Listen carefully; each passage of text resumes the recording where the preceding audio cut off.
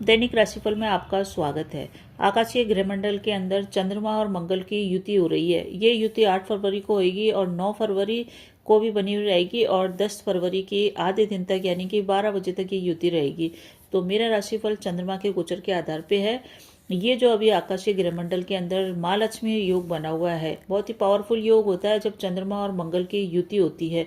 ये इतना पावरफुल योग होता है जिस प्रकार से कुंडली के अंदर गुरु और चंद्रमा की युति हो या सूर्य बुध की युति हो, तो बुध आदित्य योग और गजलक्ष्मी योग के गजकेसरी योग के बराबर ही ये योग बन रहा है अब आकाशीय गृहमंडल के अंदर। विभिन्न राशि वालों को इसका क्या परिणाम मिलेगा, इसकी हम चर्चा करेंगे। सबसे पहले हम बात करते हैं मेष राशि की। मेष राशि का स्वामी ही मंगल है, जो कि धन, ऊर्जा, साहस, भूमि, प्रॉपर्टी और क्रोध का कारक है। आपके तीसरे घर के अंदर चंद्रमा मंगल के साथ युति बना रहा है और सीधा दृष्टि डाल रहा है आपके भाग्य भाव के ऊपर। तो ये आपके मित्रों के घर के अंदर, आपके कम्युनिकेशन के घर के अंदर युति बना रहा है। तो आपको लाभ हो सकता है अपने कम्युनिकेशन के माध्यम से, वाणी के माध्यम से। मित्रों से लाभ हो सकता है और पड़ोसियों से भी आपको लाभ हो सकता है। इस समय छोटे भाई बहन भी आपके सहयोग करेंगे। अगर आपका काम कारोबार भाइयों या परिवार के साथ चलता है तो छोटे भाई बहनों के माध्यम से आपके व्यापार में, कारोबार में, नौकरी में, हर जगह आपको लाभ प्राप्त होगा।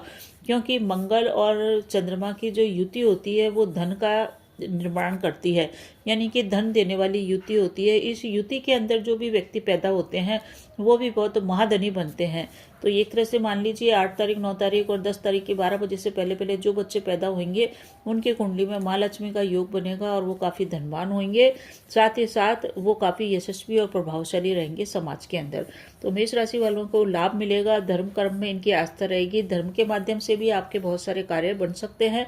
तो आप बहुत अधिक धर्म गुरुओं का सम्मान कीजिए, किसी मंदिर की यात्रा कीजिए, आसपास के मंदिर जाइए, आपको लाभ मिलेगा। उज्जवल भविष्य आपका होगा किसी पुराने मित्र के माध्यम से। पुराने मित्र से मुलाकात होगी इन 2.5 दिनों के अंदर और वो आपके लिए कुछ न कुछ बिजनेस के अंदर सहयोगी होगा। इस समय 2 ही चीज़ का ध्यान रखना आपको कि आपको अति उत्साह में कार्य नहीं करना, अति उत्साह में कोई बिजनेस डील नहीं करनी है। बहुत ही सोच समझ के प्लानिंग बना के आप अपना कार्य कीजिए। ओवर कॉन्फिडेंस से बचें और बिजनेस में आपको लाभ तो अवश्य ही होएगा, बस ये आप प्लानिंग बना लीजिए। अच्छे फलों को प्राप्त करने के लिए मंगल के बीज मंत्र या हनुमान चालीसा का जाप कीजिए। बात करते हैं वृषभ राशि। वृषभ राशि वालों के लिए ये जो युति बन रही है आपके दूसरे घर के अंदर बन रही है। दूसरा घर होता है हमारे धन का ही, और धन भाव के अंदर ही महालक्ष्मी योग का निर्माण हो रहा है। मंगल और चंद्रमा की युति जो बनती है वो धन लाभ कराती है। तो ये आपको समाज के अंदर अग्रणी बनाएगी, रुतबे वाला बनाएगी, प्रभावशाली बनाएगी और इस समय आपको धन लाभ अवश्य ही होगा। आपको क्या काम करना है, 2 काम का विशेष करके ध्यान रखिए। एक तो अपने खान पान पे नियंत्रण रखिए, दूसरा अपने वाणी में मधुरता बना के रखिए। 8 तारीख, 9 तारीख और 10 तारीख के दिन में आप परिवार वालों से बिल्कुल विवाद न कीजिए, क्योंकि परिवार के माध्यम से, कुटुंब के माध्यम से ही आपका भाग्योदय होगा। उनको आप सम्मान दीजिए, यही आपके लिए सबसे बड़ी रेमेडी है। बिजनेस के अंदर धन लाभ होएगा। इस समय आप अपनी धन की बचत के सेविंग के लिए जितने भी प्रयास करेंगे तो सेविंग आपकी हो जाएगी। उपाय अवश्य करके चलिए। महालक्ष्मी के लिए श्री सूक्त का पाठ कीजिए और हनुमान चालीसा का जाप कीजिए। अब बात करते हैं मिथुन राशि। मिथुन राशि वो भाग्यशाली राशि है जिनके लिए 8 तारीख, 9 तारीख, 10 तारीख के दिन बहुत ही बढ़िया शानदार परिणाम लेके आएंगे, क्योंकि मंगल और चंद्र का लक्ष्मी नारायण या महालक्ष्मी योग आपके लग्न के अंदर ही बन रहा है और उसकी सीधी दृष्टि सप्तम भाव पे पड़ रही है। आपको बहुत ही खुश होना चाहिए कि आपके जीवन में प्रसन्नता आएगी, खुशखबरियाँ आएगी, वर्क प्लेस पे मान सम्मान मिलेगा, कारोबार में जबरदस्त लाभ होएगा। यानी कि सबसे ज़्यादा फायदा इस योग का मिलेगा मिथुन राशि वालों को, जिनका बिजनेस भी अच्छा चलेगा, मन भी प्रसन्न रहेगा, ऑफिस में आपको प्रशंसा मिलेगी, जीवन साथी भी आपको पूर्ण रूप से सहयोग करेगा। नौकरी के लिए भी बढ़िया है, जॉब के लिए भी बढ़िया है और हाउसवाइफ के लिए भी ये योग बहुत ही बढ़िया है। समाज में अग्रणी व्यक्तियों के अंदर आपकी गिनती होगी। उपाय अवश्य कीजिए।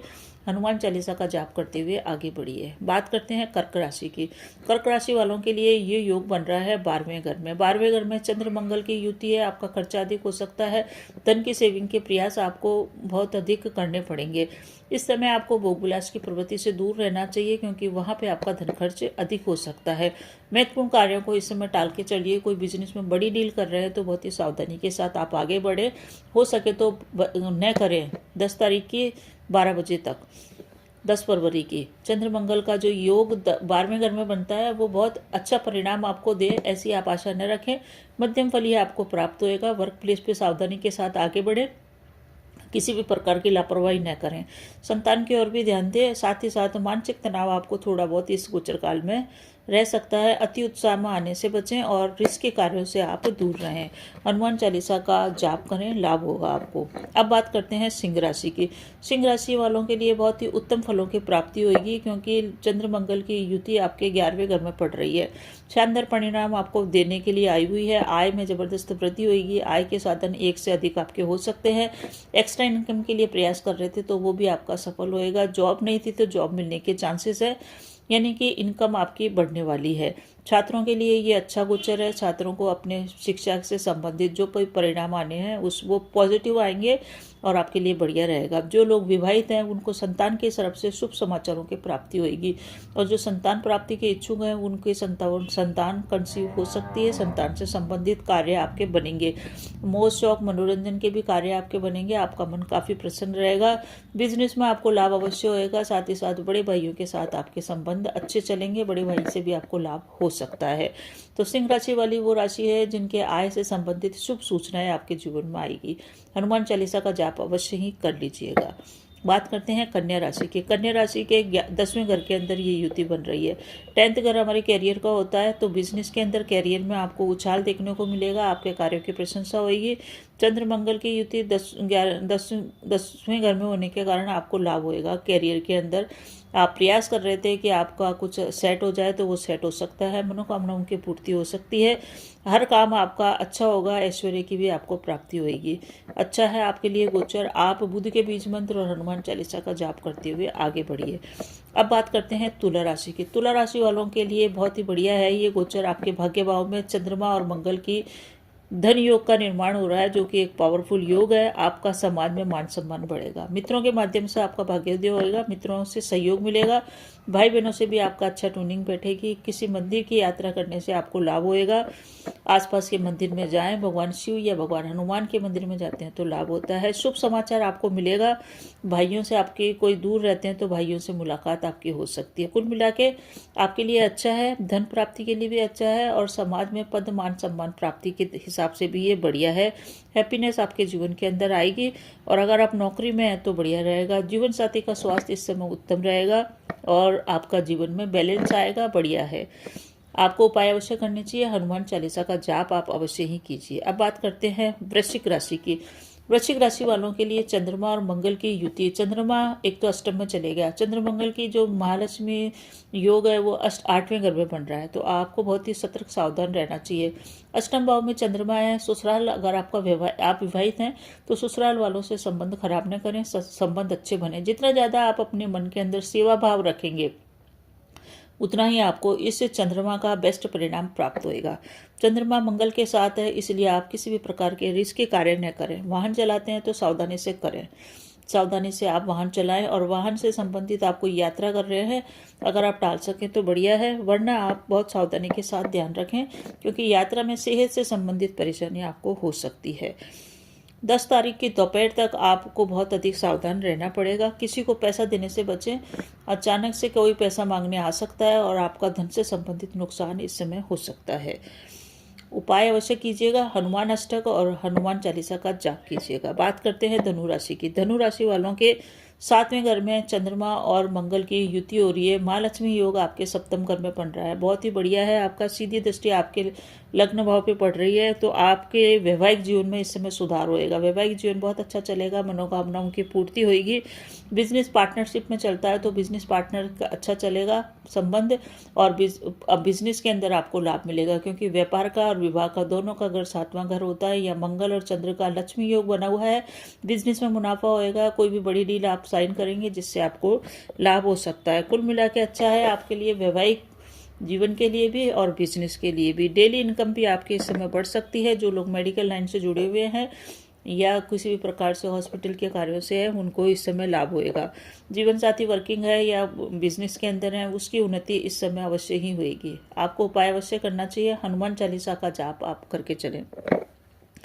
अब बात करते हैं मकर राशि की। मकर राशि वालों के लिए चंद्रमा और मंगल की युति हो रही है 6 भाव के अंदर। 6 भाव है रोगों का, ऋणों का, कर्जों का। यहाँ पे चंद्रमा मंगल की युति है। आपके लिए थोड़ी बहुत परेशानियां जीवन में आएगी, कुछ कार्यों में दिक्कत आएगी। बिजनेस करते हैं तो बिजनेस में रुकावटें आएंगी। बड़ी डील करते हैं तो उसमें जल्दबाजी न करें। हो सके तो आप बड़ी डील को टाल दें। आप टाल दें 10 तारीख की दोपहर तक के लिए। किसी भी प्रकार के बिजनेस डील या कोई भी महत्वपूर्ण कार्य आप या पेपर वर्क कर रहे हैं तो बहुत सावधानी के साथ चलें। आपके लिए ये जल्दबाजी या जोश में किसी भी प्रकार का कार्य करा सकती है, जिससे भविष्य में आपको दिक्कत आ सकती है।